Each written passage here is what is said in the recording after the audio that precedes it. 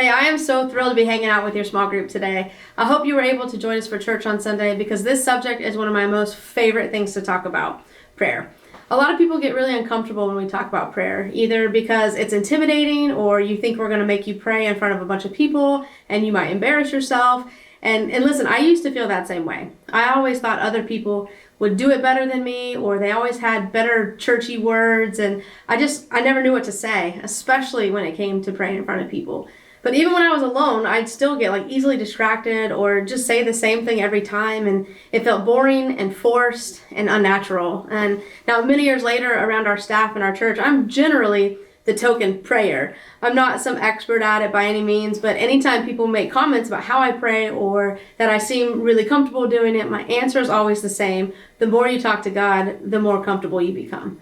But I had to learn to pray. I had to learn what worked for me and what's sincere and natural for me and my rhythm of life and how I communicate. And by doing that, it just kind of changed everything for me. So you might be sitting in your group right this second, just sweating at the thought of praying out loud or in front of anyone. And in my entire life, in every prayer I've ever been a part of, I have never ever heard anyone finish praying and gone, well, that was terrible.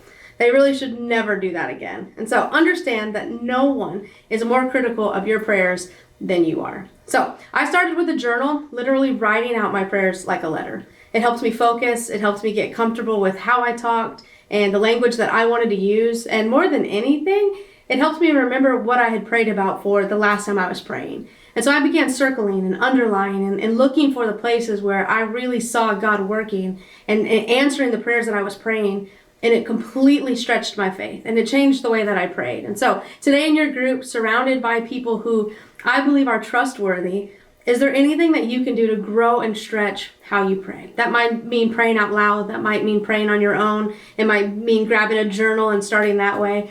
Because when it comes to our families and the series that we are in, if you truly want a new family without losing the one you already have, it's going to take more than just your effort.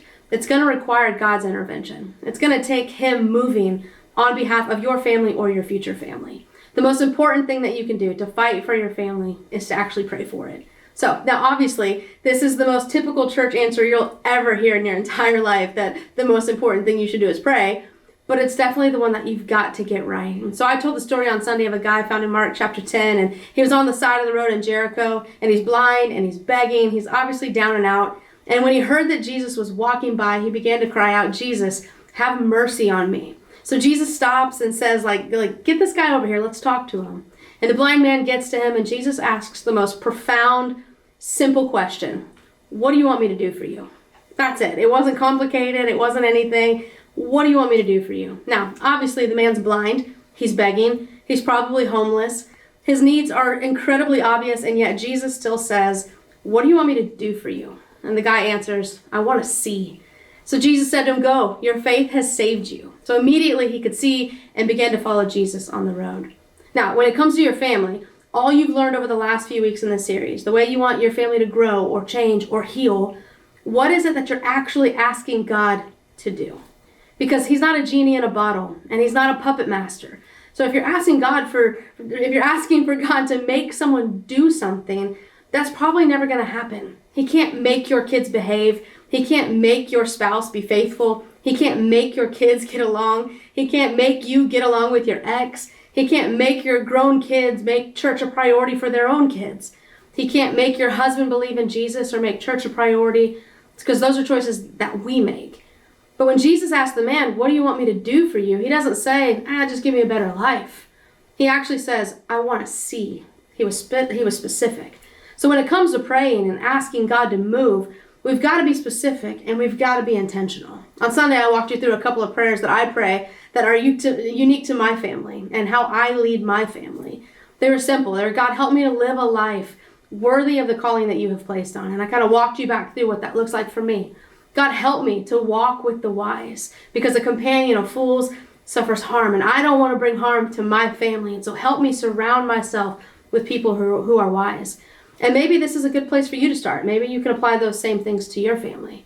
But is there an area of your life where you aren't living a life worthy of the calling God has placed on it? I guarantee you, whether you know it or not, it's either currently or will eventually affect your family's future. Is there any area of your life where you are not walking with wise people. Because here's the thing, you're responsible for the influence that you bring into your family. And that's a scary thought. So, in light of your unique family dynamics, how do you need to pray specifically for your family? Maybe you aren't comfortable sharing it with the whole group, and listen, that's fine. But I'd highly encourage you to invite someone else into praying for your family and your future family. So let me ask you this.